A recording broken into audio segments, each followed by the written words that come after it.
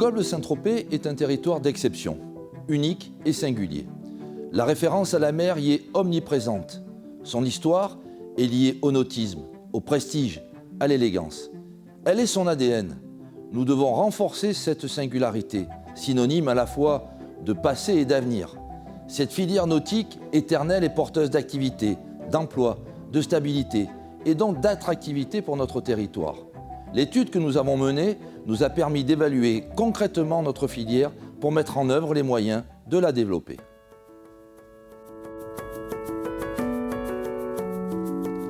Le nautisme dans le Golfe est organisé en 5 familles d'activités. Les études et l'ingénierie, la distribution, la location conciergerie et les transports, les services connexes, enfin la réparation, maintenance et fabrication sur mesure. L'ensemble représente un grand nombre de métiers très diversifiés en mer comme à terre. La filière s'est structurée autour des 6 ports: Port-Cogolin, Saint-Tropez, Sainte-Maxime, Cavalère, les Marines de Cogolin et Port-Grimaud pour un total de 6 320 places. Près de 300 établissements sont implantés sur les 12 communes, dont 77% à Grimaud, Cogolin, Saint-Tropez et Sainte-Maxime. Ces entreprises ont généré un chiffre d'affaires de 196 millions d'euros en 2022. Grâce à leur présence, ce sont 171 millions d'euros qui ont été injectés la même année dans le golfe de Saint-Tropez, participant ainsi au maintien d'autres activités économiques.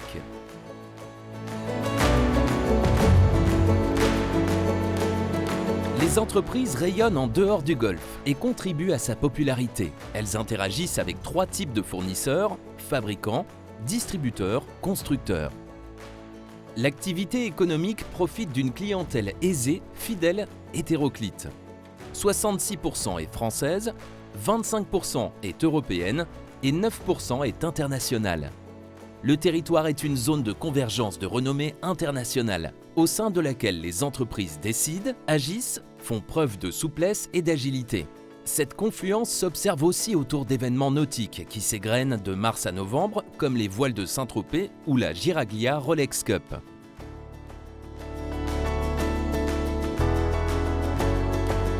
« 90% des structures de la filière accueillent moins de 10 personnes.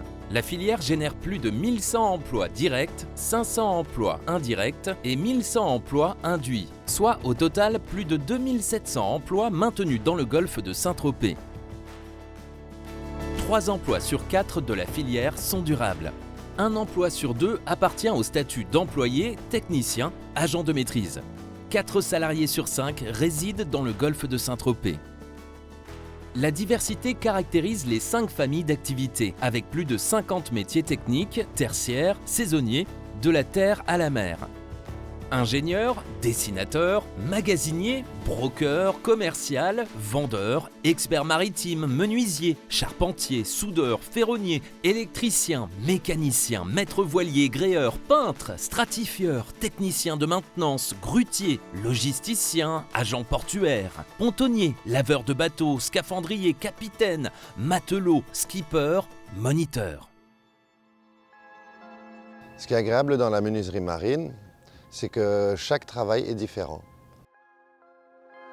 Parce qu'on va tout fabriquer, ajuster à la forme de la coque du bateau, et aucun bateau ne ressemble à un autre. Un des attraits de notre métier, c'est de pouvoir travailler par exemple à Port-Grimaud, en plein hiver, sur le pont du bateau, et être les seuls à avoir l'éclairage dans les canaux et de profiter d'un cadre de travail qui reste très très agréable. Nos mécaniciens sont en formation permanente chez nos motoristes, ce qui nous permet d'être à la pointe au niveau des dernières évolutions. Et comme dans l'automobile, ça va très très vite. Ces formations, elles nous permettent d'être réactifs quant aux pannes des clients et pouvoir intervenir sur les bateaux assez rapidement. On se propulse dans la nouvelle technologie, que ce soit avec les smartphones ou les nouveaux écrans qui sont de plus en plus performants. Moi, je viens de l'ameublement. Un peu plus de 30 ans. Je suis revenue dans la région tout en cherchant du travail et j'ai trouvé en voilerie où j'ai été formée en voile. C'est un autre langage. Je peux créer la capote ou le bémini, donc du dessin, de la confection. Dans la réparation, l'entretien des bateaux, ça va de la plomberie à l'électricité, à l'entretien des moteurs.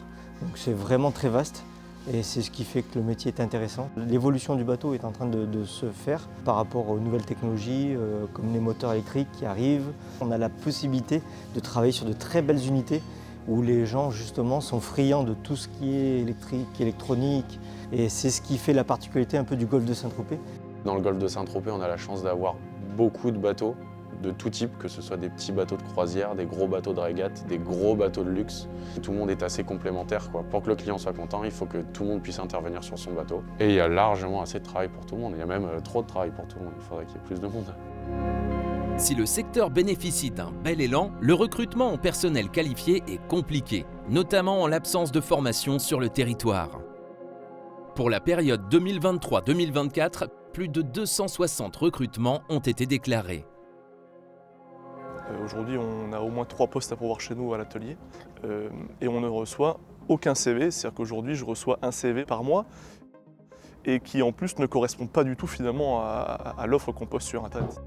On a aujourd'hui des gens qui bossent chez nous qui viennent du Haut-Var, donc qui viennent de l'Orgue, qui viennent de Tarado, qui viennent même de Fréjus, de Saint-Raphaël, qui préfèrent faire la route. Le nautisme, ce n'est pas un métier, c'est une multitude de métiers. On a un constat, c'est qu'il y a un vrai manque dans tous ces métiers. Essentiellement parce que sur le secteur du golfe de Saint-Tropez, vous n'avez pas de centre de formation de ces métiers. Donc vous avez des jeunes, souvent, qui doivent s'expatrier pour aller se former. Et la difficulté, c'est de revenir. Mais en fait, nous, on a du travail toute l'année. Et le vrai problème aujourd'hui, c'est de loger des gens ici toute l'année. On n'est pas forcément marin dans l'âme parce qu'on veut être mécanicien bateau. On aime la mécanique, on aime les choses techniques. Ça peut être des garçons, des filles. Maintenant, il y a de plus en plus d'électronique. On va être amené à utiliser des tablettes, des ordinateurs pour pouvoir en fait se connecter. Et ce n'est plus forcément le métier comme avant où on a les mains noires. C'est un métier mal connu, je pense. Après, on souhaiterait en fait qu'il y ait des écoles un petit peu plus près qui pourraient en fait développer tout ce qui est sellerie, plus mécanique, plus électronique. Le métier de maître voilier, c'est quand même très particulier. Il n'y a pas vraiment de formation, la sellerie, il y en a un peu plus. Les jeunes d'ici ne savent même pas que le métier de voilier existe. Il faut qu'on arrive à communiquer là-dessus pour que l'idée se naisse. On a les supports, effectivement, ce que j'appelle support, c'est toute la partie commerciale, technique et exploitation. Là, ça représente 20% du personnel. Et après, on est sur 80% de saisonniers. Tout ce qui est personnel sédentaire, donc à l'année, ça se construit facilement, il n'y a pas de difficulté majeure. Et après, sur les saisonniers, la difficulté majeure qu'on a, c'est le logement. Très souvent, on passe par l'apprentissage, on recrute un apprenti, on investit sur la personne et on le forme jusqu'à l'embauche en espérant qu'il reste au sein de l'équipe. C'est beaucoup de bouche à oreille en réalité. Pour trouver les ressources et on finit par aller voir chez les voisins et il y a quand même un turnover dans les chantiers.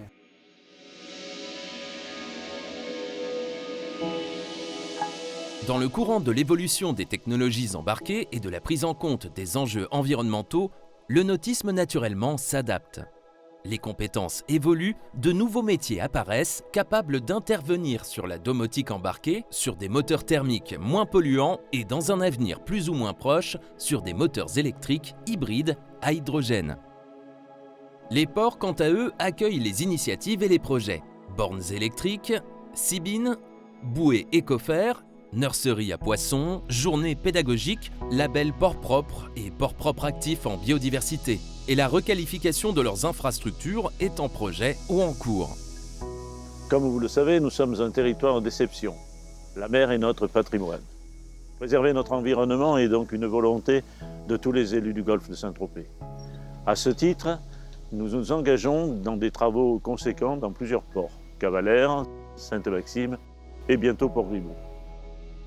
Concrètement, ce que l'on veut, c'est adapter les ports aux évolutions du nautisme, avec des bateaux toujours plus importants, plus modernes, des usagers plus connectés, accélérer l'intégration de la transition écologique. La plupart de nos ports ont déjà les labels de port propre et bientôt de port actif en biodiversité. Les autres doivent les rejoindre au plus tôt. Enfin, l'un de nos objectifs est aussi de relier les ports, lorsque c'est possible, au centre-ville des différents cœurs de cité. Les bateaux modernes d'aujourd'hui sont plus larges est moins long sur la catégorie moyenne. Sur la grande plaisance, là on a une demande qui s'accentue sur de la grosse unité. On est certifié port propre et on a un label pavillon bleu. On s'est mis aux normes au niveau de la cale de halage, la zone technique. On a une zone qui est complètement étanche. Nous avons un débourbeur décanteur d'hydrocarbures. On a créé un point propre qui est spécifique aux plaisanciers. Nous avons maintenant un agent spécifique à l'environnement. Nous sommes en test avec des pontons flottants, avec des bornes économiques, avec des robinets spécifiques, avec des programmations où nous pouvons gérer directement le flux d'eau demandé par les clients. Je pense qu'il faut d'abord s'attarder sur l'évolution du profil des plaisanciers. Ce qu'on constate indéniablement, c'est leur vieillissement. Ce qu'on constate aussi, c'est un gros développement de tous les sites de location type Click and Boat, Samboat, qui sont moins lourds financièrement et logistiquement. L'aspect environnemental est un sujet important et il y a de nombreux investissements qui ont été réalisés. La création d'un point propre qui nous permet de gérer l'ensemble des déchets. On a mis aussi en place un service de collecte des eaux usées, directement par le biais d'une barge, directement de bateau à bateau. Installer des nurseries à poissons sous nos pontons pour protéger les poissons de leurs prédateurs. On a installé aussi une borne de recharge rapide pour les bateaux électriques pour essayer de développer un petit peu une plaisance un peu plus propre. Voilà, tout un tas d'investissements qui nous ont permis notamment l'année dernière d'obtenir la certification port propre. Il y a un gros travail de fond qui a été fait, le port a été entièrement remembré. On est passé de 1600 à 1400 anneaux. D'ailleurs, on en a profité aussi pour investir dans une solution informatique qui va nous permettre de télégérer toutes nos consommations à distance. C'est un modèle plutôt vertueux, à la fois d'un point de vue économique, on ne va pas se mentir, mais aussi d'un point de vue environnemental, puisque ça va nous permettre de détecter toutes les fuites d'eau en temps réel.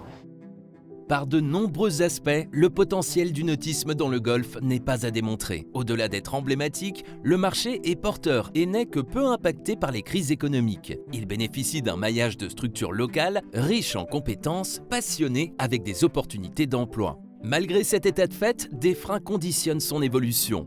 Une offre immobilière et foncière très contrainte et un coût de vie élevé. Les conditions d'un nouveau souffle sont présentes. Un positionnement fort du territoire permettrait d'en tirer toute la puissance. Le nautisme dans le golfe de Saint-Tropez doit prendre l'élan de la transition énergétique. Pour cela, nous avons deux leviers. Le premier enjeu est de revaloriser le maillage local en confirmant l'excellence de nos entreprises, en créant ici les conditions d'études de montée en compétences, avec la création d'une école des métiers du nautisme par exemple.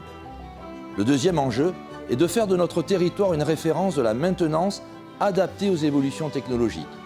Ceci afin d'asseoir la singularité du golfe de Saint-Tropez grâce à une filière prestigieuse et véritable source d'attractivité.